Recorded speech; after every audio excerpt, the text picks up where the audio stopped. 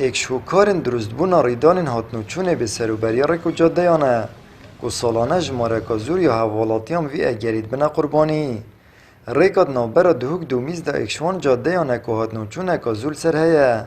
و چندین فرمانگین حکومی و کمپین آوره و پنابران جید کم نکومالگاه دومیز لی افریقا تک چویه و کو گلک ریکن دیتر پیتی ویب نیجن کرنیه فرمانگه خدمی و یت خدمتی و بارگان مازن نهای کفتی نبره که آواهی این کاره به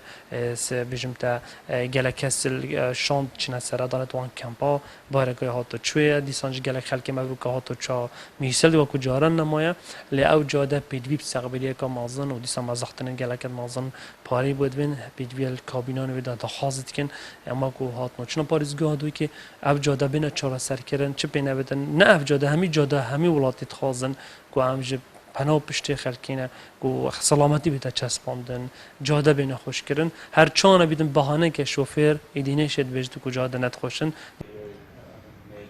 ریوبر سغبری و پاراستن آره کو پرال پارزگاه دو کشت بجید 5 سال بوری داشت اگر قیران دارایی و نبونا پاریل بردست کار را وستیای و پرانی آره کو جاده این دوره تک چوینه و پیتویب سغبریه نه هر دیسان بجید ما ودیتن که گشتی برای سرکی و لاوکی انجام دایه و ام پیتی ویب زده تری 100 میلیارد دینار این ابو سغبری کرن وان ریکان مسحك عام ما ياكلكم بيتي في احتمالا نزكي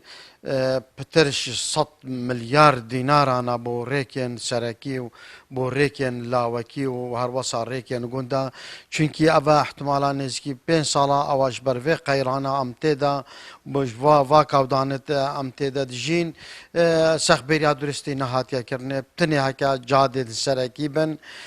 سخبريا كاب لازويا سفيكيا بو هاتيا كرنه بتريا واركتها نكا بي تي في تخكا تبلیت یا باین درنا پیتوی سخبر کرنا درستن گلک شرکن سرکین نوبر دوک و باجر و باجر کندین هرم کردستان دا تنها ایک ساید نوهات نوچون سر ایک جاده اف چنده جیج بلی درست بونا قربالغیه که زور ادبیت اگر ریدان ترافیکی جی آمد بریفکانی کنال آسمانی پیام دوک